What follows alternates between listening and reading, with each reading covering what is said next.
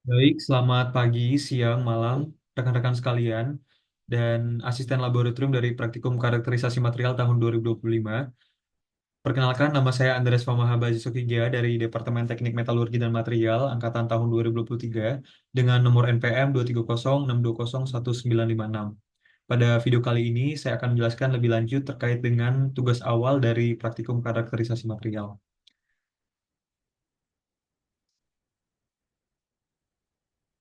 Pada video kali ini, saya akan membahas lebih lanjut terkait dengan instrumen analitik yang dimana pada 2 minggu ke depan, praktikum karakterisasi material akan menggunakan instrumen analitik. Dan tentunya kita harus pahami terlebih dahulu apa sih yang dimaksud dengan instrumen analitik. Instrumen analitik merupakan suatu perangkat yang digunakan untuk mengukur sifat kimia atau fisik suatu zat, yang dimana instrumen ini dapat mengukur komposisi, struktur, status, dan sifat suatu zat secara kualitatif ataupun kuantitatif. Dan pada dasarnya, kategori instrumen analitik ini dibagi menjadi berbagai tipe. Yang pertama, kita bisa melihat bahwa ada spektroskopi yang mampu menganalisis interaksi cahaya dengan materi, seperti adanya UV vis, FTIR, AAS, dan fluorometer. Lalu kita juga melihat bahwa ada kromatografi yang mampu memisahkan komponen dalam campuran, yang berupa kromatografi gas, kromatografi cair kinerja tinggi atau HPLC, lalu yang terakhir adalah kromatografi lapis tipis. Dan berikutnya, kita juga memiliki kategori massa dan difraksi yang mampu mengidentifikasi struktur dan massa molekul yang terdiri dari spektrometer massa ataupun difraksi sinar X atau yang biasa kita kenal dengan XRD. Lalu ada elektrokimia yang mampu mengukur sifat listrik zat yang merupakan salah satu contohnya adalah pH meter, konduktometer, dan potensiometer. Selanjutnya, kita juga bisa melihat bahwa ada mikroskopi yang mampu mengamati struktur mikro dari suatu zat. Dan salah satu contohnya adalah mikroskop elektron dan mikroskop atom force yang bisa kita kenal dengan AFM. Tentunya, em, pada video kali ini saya akan membahas 4 instrumen utama yang akan digunakan pada praktikum karakterisasi material pada 2 minggu ke depan. Yang pertama ada FTIR, lalu ada UV vis, AAS, dan STA. Yang pertama, saya akan membahas terkait dengan AAS atau yang disingkat dari Atomic Absorption Spectroscopy, yang pada dasarnya AAS ini mampu menganalisis kandungan logam seperti Fe, Zn, Ag, dan Cu. Tentunya prinsip kerja AAS ini berdasarkan adanya penyerapan cahaya oleh atom bebas yang eh, pada panjang gelombang tertentu, yang dimana ketika elektron itu menyerap energi cahaya, maka akan berpindah dari keadaan dasar ke keadaan yang tereksitasi. Bisa kita lihat pada gambar bahwa terdapat adanya pelepasan elektron ke yang lebih tinggi atau yang tereksitasi sehingga terjadinya kekosongan, dan kekosongan inilah yang akan diisi oleh atom-atom yang bebas. Sehingga atom ketika diberikan cahaya maka akan berpindah dari keadaan dasar menjadi keadaan yang tereksitasi, sehingga intensitas cahaya yang diserap akan diukur untuk mengetahui kadar logam di dalam sampel. Dan bisa kita lihat bahwa gambar alat atomic absorption spektroskopi sebagai berikut. Nah, selanjutnya juga kita bisa melihat bahwa ada beberapa komponen yang terdapat pada AAS, seperti adanya sumber cahaya ataupun radiation source, yang merupakan penghasil cahaya dengan panjang gelombang yang spesifik, yang tentunya nanti akan disesuaikan dengan unsur yang akan dianalisis. Lalu bisa kita lihat juga terdapat atomizer yang berfungsi untuk mengubah sampel cair menjadi atom bebas yang dapat menyerap cahaya. Dan biasanya atomizer yang digunakan adalah nebulizer, yang tentunya ini akan mengubah ukuran atom menjadi aerosol, ataupun bisa kita jabarkan sebagai suatu butir-butir molekul yang kecil. Dan tentunya kita akan masuk ke bagian yang selanjutnya, yaitu adalah monokromator, ataupun alat yang mampu memilih panjang gelombang spesifik yang sesuai dengan unsur target dan menyaring panjang gelombang lain yang tidak diperlukan. Yang di mana pada monokromator ini akan menjadi em, penyaring panjang gelombang yang tidak diperlukan.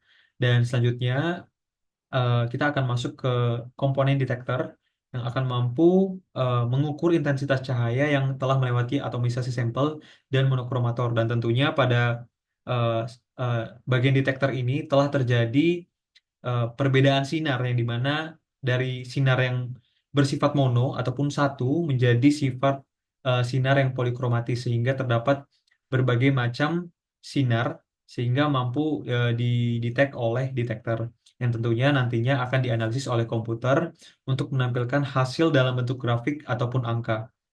Dan tentunya dan yang kita tak bisa lupakan bahwa kita juga punya komponen flame yang mampu mengatomisasi sampel dengan memberikan energi termal yang cukup untuk mengubah molekul menjadi atom bebas. Dan berikut adalah ilustrasi dari cara kerja atomic absorption spectroscopy.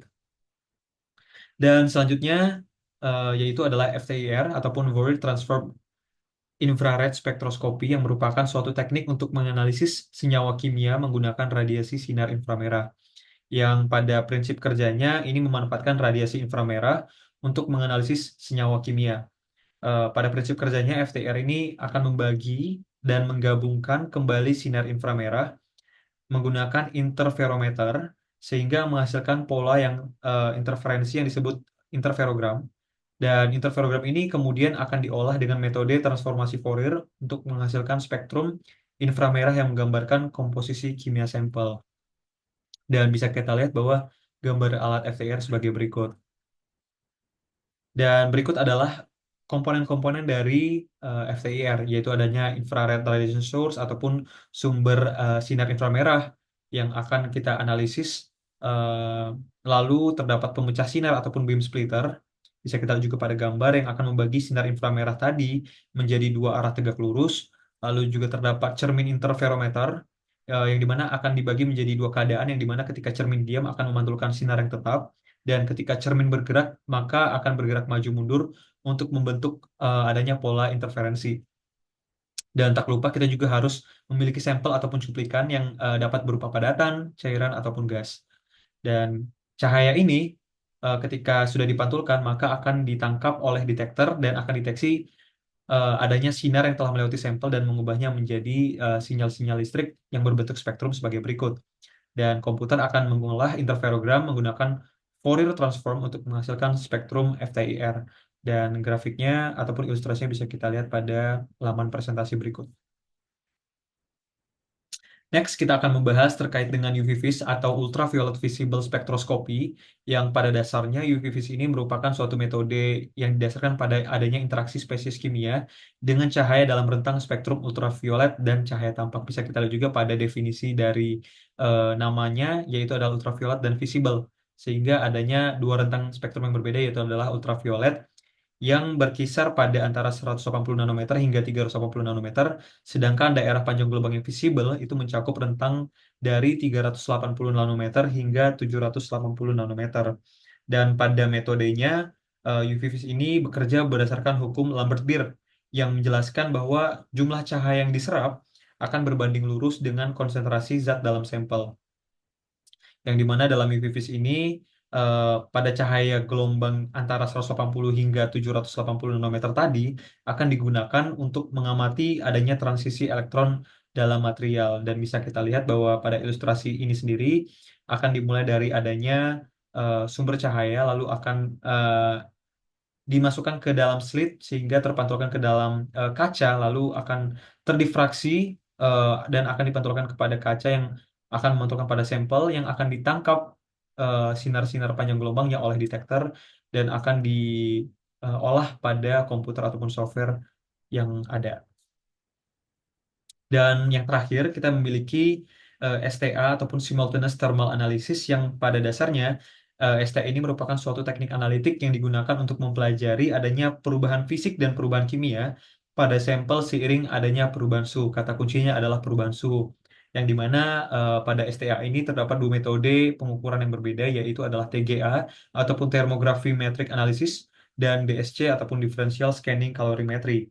Yang dimana TGA akan mengukur adanya perubahan massa yang terjadi selama masa pemanasan untuk mendeteksi adanya proses seperti dekomposisi dan penguapan. Sementara itu, DSC akan mengukur perbedaan aliran panas antara sampel dan referensi untuk mengidentifikasi perubahan fase seperti adanya peluburan ataupun kristalisasi. Dan dari data kedua metode ini akan dianalisis secara bersamaan untuk memberikan adanya gambaran komprehensif mengenai sifat material.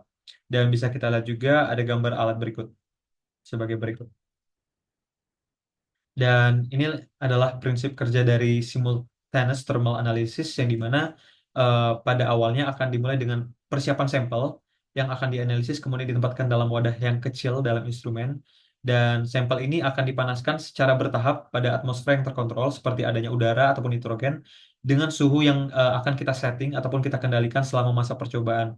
Dan pada pemanasan, TGA akan mengukur perubahan massa sampel dan akan mencatat penurunan ataupun peningkatan pada massa yang akan menunjukkan bahwa terjadinya reaksi kimia ataupun reaksi fisik seperti dekomposisi atau penguapan. Dan secara bersamaan juga, DSC ataupun differential scanning calorimetry ini akan mengukur adanya perbedaan aliran panas antara sampel dan referensi dengan memberikan perubahan energi panas seperti proses endotermik ataupun eksotermik. Dan bisa kita lihat juga pada grafik di samping ini merupakan salah satu grafik DSC yang eh, bersifat endotermik ataupun eksotermik seperti perubahan fasa pada peleburan ataupun kristalisasi yang tentunya pada data ini akan digabungkan dan dianalisis secara bersamaan untuk menghasilkan grafik perubahan massa TGA dan perubahan panas ataupun DSC. Dan ini akan memberikan secara menyeluruh tentang sifat thermal sample dan hasilnya akan digunakan untuk mempelajari adanya kestabilan thermal, lalu komposisi bahan serta reaksi kimia ataupun perubahan fasa yang terjadi pada suhu tertentu. Dan berikut adalah salah satu ilustrasi dari simultaneous thermal analysis. Baiklah, kita sudah masuk ke tahap yang terakhir eh, dan sudah memasuki masa penutup pada video presentasi kali ini. Semoga pada penjelasan terkait dengan teknik dalam karakterisasi material ini akan memberikan pemahaman kepada kita terhadap metode ataupun prinsip kerja instrumen analitik yang akan digunakan pada 2 minggu ke depan. Dan terima kasih atas perhatiannya. Saya ucapkan terima kasih.